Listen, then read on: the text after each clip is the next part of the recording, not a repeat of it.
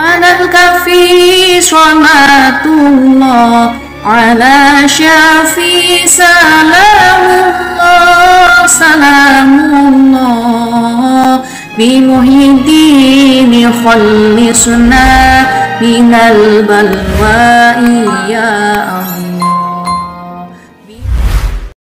Sunan Muria, yang merupakan anggota termuda dari Wali Songo, adalah putra tertua Sunan Kalijogo dan Dewi Saroh. Sunan Muria lahir dengan nama Raden Umar Syahid, meskipun ada yang mengklaim bahwa nama kecilnya adalah Raden Prawoto. Dewi Saroh adalah putri dari Syekh Maulana Ishak. Ibunda Sunan Muria ini juga merupakan saudara perempuan Sunan Giri, sehingga Dewi Saroh mungkin adalah saudara Sunan Giri, meskipun memiliki ibu yang berbeda. Catatan sejarah memiliki sedikit informasi tentang peran Sunan Muria. Berbeda dengan anggota Wali Songo lainnya yang memiliki banyak catatan dalam sejarah, Sunan Muria lebih banyak dikenal melalui cerita lisan. Hal ini disebabkan karena, selain Sunan Muria, anggota Wali Songo lainnya sering berinteraksi dengan keluarga kerajaan dari Majapahit, Demak, dan Pajang. Sementara itu, ayah Sunan Muria, yaitu Sunan Kalijogo, masih terlibat dalam urusan Mataram Islam hingga masa pemerintahan Panembahan Senopati. Sunan Muria sendiri lebih banyak berkegiatan di sekitar Gunung Muria, utara Demak. Beliau memilih hidup bersama dengan rakyat dan berfokus pada aktivitas di sekitar Gunung Muria. Oleh karena itu, Raden Umar Said kemudian dikenal dengan nama Sunan Muria. Sebagai anak seorang anggota Wali Songo, Sunan Muria memulai pendidikannya dengan Sunan Kalijaga. Selama masa ini, beliau mempelajari kehidupan masyarakat dan kebudayaan yang mereka anut. Pada masa itu, sebagian besar masyarakat masih memeluk agama Hindu-Buddha, sementara sebagian kecil lainnya telah memeluk Islam. Maxim mengikuti ajaran animisme dan dinamisme. Dalam cerita lisan, disebutkan bahwa Sunan Muria menjalani ritual yang disebut Topong Eli, yang artinya mencari dengan cara menghanyutkan diri di sungai. Namun, dalam konteks saat ini, Topong Eli lebih mengacu pada integrasi diri ke dalam masyarakat tanpa mengikuti praktik-praktik negatif. Seorang pendakwa seharusnya berinteraksi dengan masyarakat dan membimbing mereka menuju perbaikan, seperti yang dilakukan Sunan Kalijogo.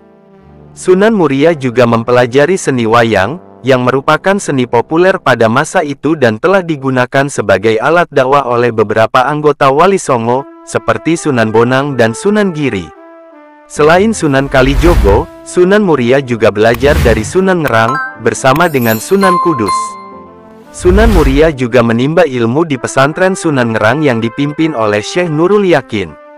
Sunan Ngerang adalah seorang ulama di daerah Juwana, Pati, yang pernah diundang oleh Sunan Ampel dalam pertemuan ulama di Ampel Denta, menunjukkan peran pentingnya dalam penyebaran Islam di Jawa. Selama belajar di Juwana, Sunan Muria menikahi Dewi Roroyono, putri dari Sunan Ngerang. Namun, sumber sejarah yang menyebutkan guru utama Sunan Muria setelah belajar belum ditemukan. Setelah belajar selama beberapa tahun, Sunan Muria memulai aktivitas dakwahnya dengan membangun sebuah masjid di puncak Gunung Muria, dan tidak jauh dari situ, ia mendirikan sebuah pesantren sebagai pusat pengajaran agama Islam pada masa itu. Gunung Muria terletak di sebuah pulau terpisah dari daratan Jawa sebelum pendangkalan akibat semburan lumpur terjadi. Ada sebuah selat yang menghubungkan Muria dengan pesisir Demak. Oleh karena itu, pada masa tersebut, Demak masih merupakan sebuah kota pesisir, sedangkan Muria adalah sebuah pulau yang berada di seberang utara Demak. Raden Umar Said memulai dakwahnya di sekitar Gunung Muria.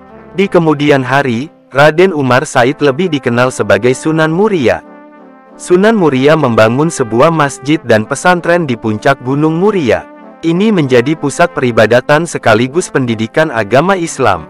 Sunan Muria mengadopsi efektivitas dalam berdakwah seperti yang dilakukan Sunan Kalijogo, yang menggunakan seni wayang sebagai media dakwah. Sunan Muria sering memainkan lakon Dewa Ruci, yang diciptakan oleh Sunan Kalijogo, bersama dengan beberapa lakon lainnya seperti Dewa Srani, Jamus Kalimasada, Begawan Ciptaning, dan Semar Ambaran Jantur.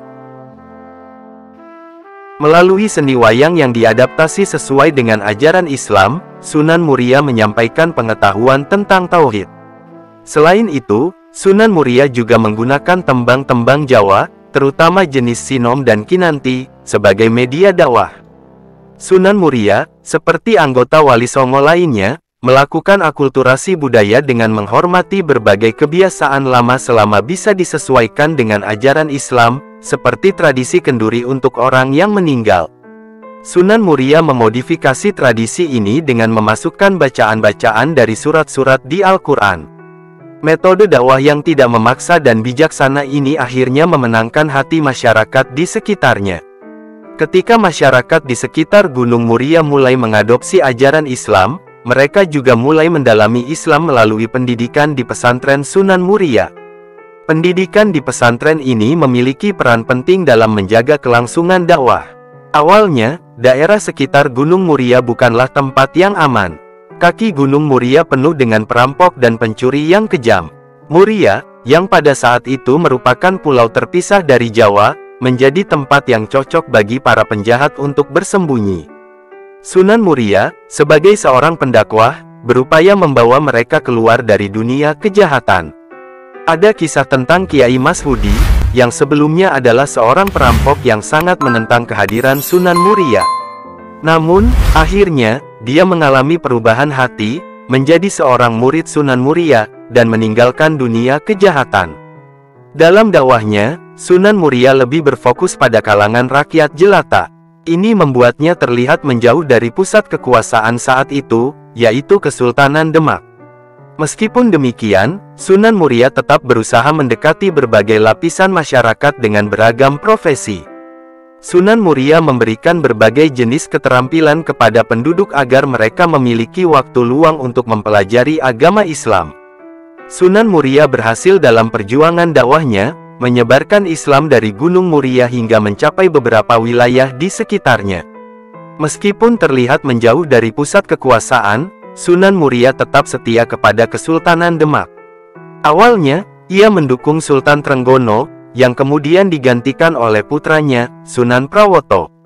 Namun, keputusan ini memicu ketegangan politik dengan Arya Penangsang, Adipati Jipang, yang mengklaim hak untuk berkuasa atas Kesultanan Demak.